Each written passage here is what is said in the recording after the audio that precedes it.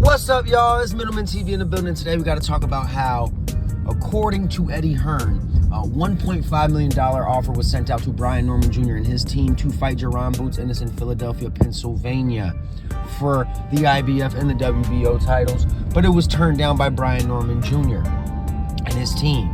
Brian Norman Jr. is the champion of the world right now, and he needs to take advantage of that opportunity. You know, a lot of people aren't giving him a lot of credit. A lot of people aren't really respecting his name, and he needs to show who he is to remain respected so that he can get the money fights that he deserves.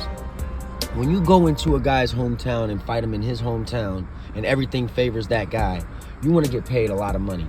And when you have to pay percentages off, even though they offer you $1.5 million, you probably would have only walked out of there with about $800,000. So when you look at it like that, Brian Norman and his team probably want even more money than that.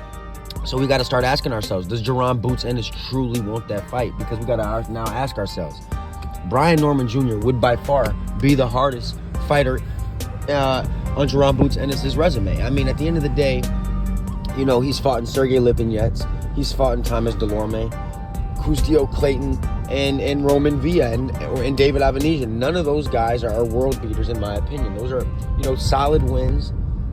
And even and like Brian Norman Sr. said, none of those wins were super dominating. The Roman Villa win he did beat up Roman Villa pretty bad, I'm not gonna lie. But if you look at the Brian Norman versus Giovanni Santain fight, Brian Norman beat the piss out of Santain, took the soul out of him. So I think it's a fight that needs to happen. Brian Norman Jr. versus Jaron Boots Ennis. It's a fight that sounds good, appealing for the 147-pound division. It really, truly needs to happen. I think Eddie Hearn is trying to nitpick his way around fights because he's always been that way. I don't trust Eddie Hearn. I don't like Eddie Hearn. And at the end of the day, Brian Norman Jr. is not waiting around for petty offers. So it looks like he's already in line to fight someone else. And it is what it is, man. I don't know who I'm going to put the blame on yet between Jaron Boots Ennis and Brian Norman Jr. I don't really like putting the blame on things.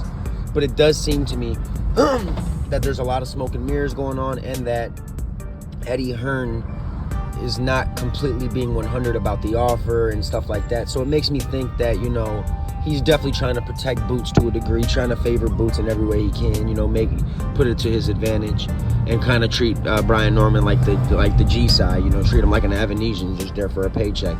But Brian Norman Jr. is more than just there for a paycheck type of guy. I think he would test and bring the best out of Jaron Boots Ennis. So it's a fight that I think Brian Norman deserves to get. That's the problem with boxing, man, that I've always said. You got casuals who don't know who Brian Norman Jr. is. So according to casuals, this isn't a fight that, you know, is a big-time fight or a big-name fight. But then you got guys like me who understand who Brian Norman Jr. is, know what he brings to the table, know how good Jaron Boots Ennis is, and understand that's a firefight. That's a fight that's probably going to end in a knockout. That's a very entertaining fight between two young, hungry lions. But casuals wouldn't understand that. They don't know who Brian Norman Jr. is, so to them, that's just another guy. So we need to start advocating for casuals, because these are why we don't get the fights we get, or why B-side fighters like Brian Norman Jr. don't get the recognition that they deserve. All right, y'all, I'm gone. Make sure y'all leave y'all comments in the comment section. Hit that like button. I will be going live later. All right, y'all, I'm gone. Peace.